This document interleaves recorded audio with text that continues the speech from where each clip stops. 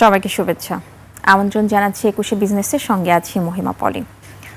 দর্শক, আজকে ঢাকা স্টক এক্সচেঞ্জের লেনদেনের চলছে, আপনারা জানেন, সপ্তাহের প্রথম কার্যদিবস এবং বরাবরই হচ্ছে আমরা যেটা বলি যে সপ্তাহের প্রথম কার্যদিবসে আসলে ২ কার্যদিবস লেনদেন বন্ধ থাকার পরে যখন নতুন কার্যদিবস শুরু হয়, অর্থাৎ নতুন সপ্তাহ শুরু হয়, সেই নতুন সপ্তাহে কিন্তু পুঁজিবাজারের যারা বিনিয়োগকারী আছেন তাদের স্বভাবতই একটি নতুন সপ্তাহের প্রতি আলাদা একটা প্রত্যাশা থাকে। নতুন প্রত্যাশা নিয়েই কিন্তু তারা শুরু করেন।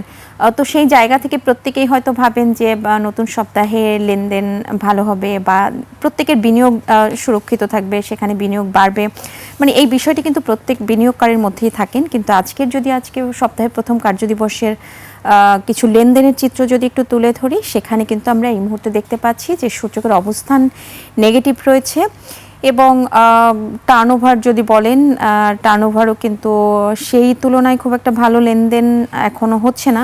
গত সপ্তাহের শেষ কার্যদিবসও কিন্তু সূচকের পতনের মধ্য দিয়ে লেনদেন শেষ হয়েছে। তবে একটা বিষয় যদি এখানে একটু শেষ করি বলি, সেটি হচ্ছে যে সপ্তাহের ব্যবধানে ডিএসসি কিন্তু বাজার মূলধন বেড়েছে, অর্থাৎ গত সপ্তাহ শেষে যে তার আগের সপ্তাহের সাথে কম্পেয়ার করে যে চিত্র দেখা গেছে সেখানে কিন্তু বাজার মূলধন বেড়েছে, তবে সূচকের অবস্থান কমেছে। আরেকটা বিষয় হচ্ছে গড় লেনদেন যদি বলেন, সেই গড় লেনদেনের পরিমাণও কিন্তু গত সপ্তাহ জুড়ে বেড়েছে। সেই ইনফরমেশনগুলো যদি একটু আমি আপনাদের সাথে শেয়ার করি, সেটি হচ্ছে ঢাকা স্টক এক্সচেঞ্জে বিদায়ী সপ্তাহে সূচকের পতনের মধ্য দিয়ে লেনদেন শেষ হলেও সেখানে কিন্তু বাজারের মূলধন বেড়েছে, যেটা আমি কিছুক্ষণ আগেই উল্লেখ করেছিলাম। এবং বিদায়ী সপ্তাহের শেষ কার্যদিবসে লেনদেন শেষে ডিএসসির বাজার মূলধন দাঁড়িয়েছে 7,07,07,914 কোটি টাকা, যা আগের সপ্তাহের শেষ কার্যদিবসে ছিল 7,05,133 কোটি টাকা, অর্থাৎ সপ্তাহের ব্যবধানে বাজার মূলধন কিন্তু বেড়েছে 2,781 কোটি টাকা। এবং সেখানে যদি শতাংশের হিসেবে উল্লেখ করি, 0.39% বাজার মূলধন কিন্তু বেড়েছে তার আগের সপ্তাহের তুলনায়। তো বাজার মূলধন বাড়লেও যেটা আমি বলছিলাম যে সূচকের কিন্তু পতন হয়েছে, সেটা গত সপ্তাহ জুড়ে সূচক কমেছে। ডিএসসির প্রধান সূচক অর্থাৎ ডিএসসি এক্স সপ্তাহ জুড়ে কমেছে 34.62 পয়েন্ট বা 0.59%। আগের সপ্তাহে সূচকটি বাড়ে 91.28 পয়েন্ট বা 1.57% বেড়েছিল, কিন্তু গত সপ্তাহ জুড়ে এটি 34.62 পয়েন্ট কিন্তু কমেছে। তো সেই জায়গা থেকে যেটা বলছিলাম যে বাজার মূলধন বাড়লেও সূচক কিন্তু গত সপ্তাহে কমেছে, যেখানে তার আগের সপ্তাহে বেড়েছিল সেটি 91 প্রায় 92 পয়েন্টের মতো বেড়েছিল, কিন্তু গত সপ্তাহে 34 পয়েন্টের মতো বাজার ডিএসসির প্রধান সূচক অর্থাৎ ডিএসসি এক্স সূচকটি কমেছে। আর বাছাই করা ভালো কোম্পানি নিয়ে গঠিত অর্থাৎ ব্লু চিপ কোম্পানির যে শেয়ার অর্থাৎ ডিএসসি 30 সূচক নিয়ে 30 সূচক সেটি কিন্তু সপ্তাহ জুড়ে কিন্তু কমেছে 25.37 পয়েন্ট, অর্থাৎ 1.14% কিন্তু কমেছে এখানে। আগের সপ্তাহে সূচকটির অবস্থান ছিল, সূচকটি বাড়ে 24.50 পয়েন্ট বা 1.12%। এবং আরেকটা বিষয় হচ্ছে গত সপ্তাহে ডিএসসিতে লেনদেনের গতি কিছুটা বেড়েছে, যেটা আমি বলছিলাম যে গড় লেনদেন কিন্তু বেড়েছে গত সপ্তাহ জুড়ে। সপ্তাহের প্রতি কার্যদিবসে ডিএসসিতে গড় লেনদেন হয়েছে 1,181 কোটি 84 লাখ টাকা। আগের সপ্তাহে প্রতিদিন গড় লেনদেন হয় 1,059 কোটি 92 লাখ টাকা, অর্থাৎ প্রতি কার্যদিবসে গড় লেনদেন বেড়েছে 131 কোটি 92 লাখ টাকা বা 11.50%।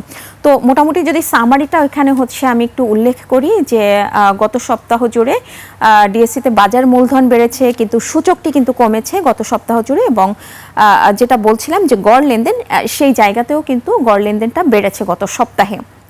তো দর্শক, আমরা আজকের সপ্তাহের একটু লেনদেনের চিত্র যদি একটু দেখি, আমি কিছুক্ষণ আগেই আপনাদের বলছিলাম যে আজকে কিন্তু এই মুহূর্তে সূচকের পতনের মধ্য দিয়েই ঢাকা স্টক এক্সচেঞ্জে লেনদেন হচ্ছে, সেটা একটু দেখে নিব আমরা।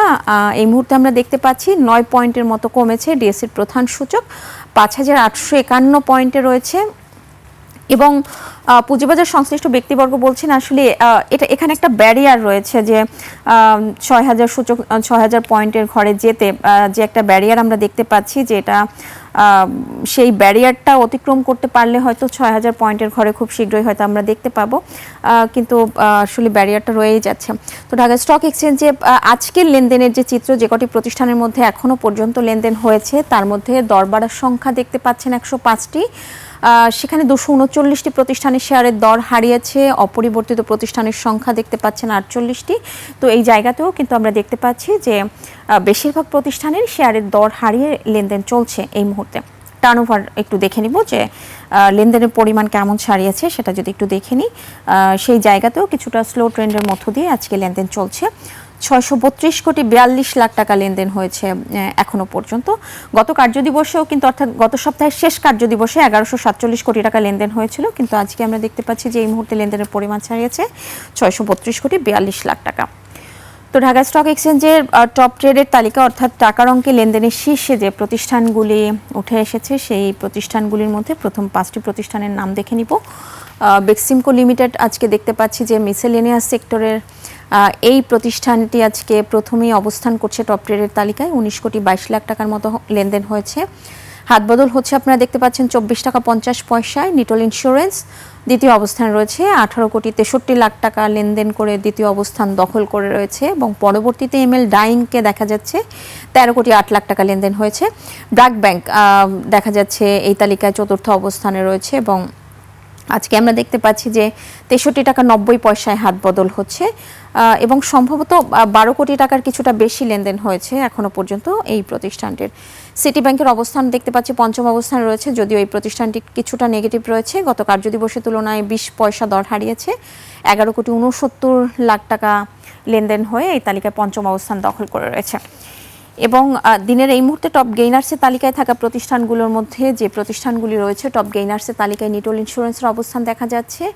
9.84% দর বেড়েছে, এবং সেটি সার্কিট ব্রেকারের খুবই কাছাকাছি চলে গিয়েছে। আমরা দেখতে পাচ্ছি 46 টাকা 90 পয়সায় হাত বদল হচ্ছে। ঢাকা ইন্স্যুরেন্স 8.09% দর বেড়েছে। অ্যাপেক্স স্পিনিং 6.71% দর বেড়েছে। বিডি ল্যাম্পস 6.43% দর বেড়েছে, এবং সোনারগাঁও টেক্সটাইল রয়েছে এই তালিকায় পঞ্চম অবস্থানে, 5.51% দর বেড়েছে। তো ইন্স্যুরেন্স সেক্টরে দুটি প্রতিষ্ঠানকে আমরা প্রথমে দেখতে পাচ্ছি টপ গেইনার্সের তালিকায় প্রথম এবং দ্বিতীয় অবস্থান দখল করে রয়েছে, এবং পরবর্তীতে দেখা যাচ্ছে টেক্সটাইল সেক্টরও রয়েছে, দুটি প্রতিষ্ঠান রয়েছে টেক্সটাইল সেক্টরের। তো টপ লুজার্সের তালিকায় থাকা প্রতিষ্ঠানগুলোর মধ্যে এই মুহূর্তে প্রথম 5টি প্রতিষ্ঠানের নাম দেখে নিব কোন প্রতিষ্ঠানগুলি টপ লুজার্সের তালিকায় রয়েছে। পিপলস লিজিং রয়েছে আজকে প্রথম অবস্থানে, দর হারিয়েছে 8.33%, এবং পরবর্তীতে জিএসপি ফাইন্যান্স রয়েছে 8.16% দর হারিয়েছে। 8% দর হারিয়েছে international leasing finance, first finance 8% দর হারিয়েছে। প্রাইম ফাইন্যান্স 7.89% দর হারিয়েছে। কিন্তু এই যে 5টি প্রতিষ্ঠান আপনারা দেখতে পাচ্ছেন ফাইন্যান্সিয়াল ইনস্টিটিউশন সেক্টরের, এই 5টি প্রতিষ্ঠান নিয়ে কিন্তু যে বেশ কিছুদিন আমরা এই বাংলাদেশ ব্যাংকের যে বিভিন্ন সময় ফাইন্যান্সিয়াল স্টেটমেন্ট বলেন বা এই 5টি কোম্পানির যে দুর্বল ফাইন্যান্সিয়াল স্টেটমেন্ট, তারপরেও কিন্তু আমরা বেশ কিছুদিন দেখেছি যে প্রায় 100% থেকে 400-500% কিন্তু এই প্রতিষ্ঠানগুলোর মধ্যে কিছু প্রতিষ্ঠান রয়েছে দাম বেড়েছে। কিন্তু সেই জায়গা থেকে আজকে দেখতে পাচ্ছি যে এই প্রতিষ্ঠানগুলির সবগুলো প্রতিষ্ঠানই কিন্তু দর হারিয়ে আজকে লেনদেন হচ্ছে, অর্থাৎ টপ লুজার্সের তালিকায় কিন্তু অবস্থান করছে। তো দর্শক, আমরা যদি দিনের এই মুহূর্তে একটু যেটা বলছিলাম যে সবচেয়ে বেশি টার্নওভার ছাড়িয়েছে টেক্সটাইল সেক্টরে আজকে। টেক্সটাইল সেক্টরে আজকে আমরা দেখতে পাচ্ছি যে এখনো পর্যন্ত 123 কোটি টাকার কিছুটা বেশি লেনদেনের পরিমাণ ছাড়িয়েছে, যা মোট লেনদেনের 21.72%, এবং দ্বিতীয় অবস্থানে রয়েছে ইন্স্যুরেন্স সেক্টর।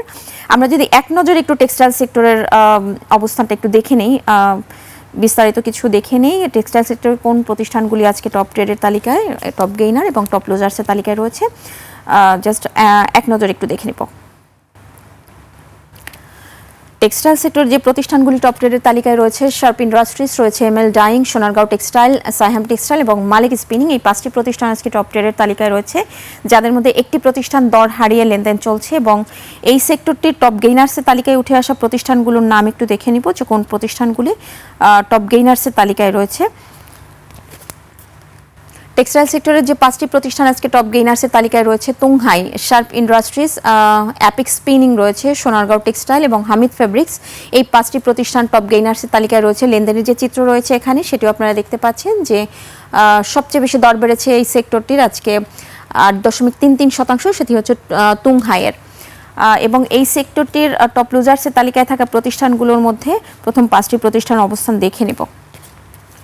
আপনারা দেখছেন যে এই সেক্টরটির যে প্রতিষ্ঠানগুলোর দর হারিয়েছে তাদের মধ্যে প্রথমেই রয়েছে সাবকো স্পিনিং, ফেকদিল, রয়েছে জেনারেশন নেক্সট, দুলামিয়া কটন এবং অলটেক্স। এই 5টি প্রতিষ্ঠান টপ লুজার্সের তালিকায় রয়েছে এই সেক্টরটির। তো আজকে যদি আমরা আরেকটা বিষয় যদি একটু উল্লেখ করি যে সেক্টরগুলো এখনো পর্যন্ত পজিটিভ রয়েছে, banking sector, corporate bond sector, textile sector, jute sector, paper and printing sector, tannery sector, miscellaneous এবং টেলিকম সেক্টর। এই সেক্টরগুলো কিছুটা পজিটিভ রয়েছে এখনো পর্যন্ত। তো দর্শক দেখছিলেন ঢাকা স্টক এক্সচেঞ্জের এই মুহূর্তে লেনদেনের সর্বশেষ চিত্র। নিচ্ছে একটা বিরতি, ফিরছি একটু পরেই, সাথেই থাকুন।